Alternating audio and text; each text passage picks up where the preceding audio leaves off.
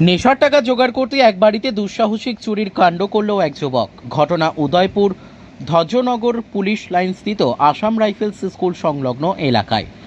বুধবার সকাল 9:30 নাগাদ উদয়পুর ধ্বজনগর পুলিশ লাইন স্থিত আসাম রাইফেলস স্কুল সংলগ্ন এলাকার বাসিন্দা ডেলি জামাতিয়ার বাড়ি থেকে 13,000 টাকা, 2টি মোবাইল ও একটি ব্যাগ কে বা কারা চুরি করে নিয়ে যায়। পরবর্তী সময় ডেলি জামাতিয়া রাধাকিশোরপুর থানায় এসে এফআইআর করেন। এই অভিযোগ নিয়ে রাধাকিশোরপুর থানার পুলিশ তদন্ত শুরু করেন। ওই এলাকায় বেশ কিছু বাড়িতে রাধাকিশোরপুর থানার বিশাল পুলিশ বাহিনী নিয়ে যায়। এতে করে জানতে পারে যে হান্তে জামাতিয়া নামক এক চোর ডেলি জামাতিয়ার বাড়ি থেকে চুরি করে। তৎক্ষণাৎ হান্তে জামাতিয়ার বাড়িতে রাধাকিশোরপুর থানার ইন্সপেক্টর বাবুল দাস, ইন্সপেক্টর এল ডালডাং বিশাল পুলিশ বাহিনী নিয়ে যায়। হান্তে জামাতিয়া স্বীকার করেন ডেলি জামাতিয়ার বাড়ি থেকে সে চুরি করেছেন। বৃহস্পতিবার হান্তে জামাতিয়াকে জেলা জজ আদালতে প্রেরণ করা হবে বলে জানান পুলিশ আধিকারিক। আজকে আমরা বিকাল দিকে একটা অভিযোগ পাই ডেলি জমাতিয়া, ওনার কাছ থেকে আমরা অভিযোগ পাই ওনার বাড়ি হয়েছে Dhwajnagar police line, Assam rifle ঠিক অপোজিট, গেটের অপোজিটে।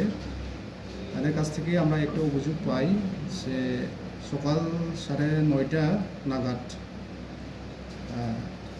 ওনার বাড়িতে চোর ঢুকে 2টা মোবাইল আর ক্যাশ রুপিস 13,000 চুরি করে নিয়ে যায়। এই অভিযোগটা নিয়ে আমরা এফআইআর নিলাম। এফআইআরের কেস নাম্বার হচ্ছে 50, কেস নাম্বার 50 আরকেপুর পিএস, আর সেকশন হচ্ছে 380। এই অভিযোগ নিয়ে আমরা তদন্ত শুরু করি। তদন্ত শুরু করার পরে আমরা বিভিন্ন সায়েন্টিফিক্যালি আর বিভিন্ন সিস্টেম আমরা যখন তদন্ত করি, আমরা এই টাকা যে চুরি যে হচ্ছিল এই টাকা আর মোবাইল আমরা উদ্ধার করি একজন হান্তে জমাতিয়ার কাছ থেকে। উনি স্বীকার করলো যে এই জিনিসটা উনি ওনার বাড়ির থেকে সেই চুরি করে নিয়ে গেছে। আগামীকাল আদালতে তোলা হবে। হ্যাঁ, কেস হচ্ছে উনির নামে। এখন আমরা উদ্ধার করার হচ্ছে এর কাছ থেকে। আগামীকালকে আমরা আদালতে প্রবেশ করব। স্পেসিফিক কোনো মামলা হয়েছে কি?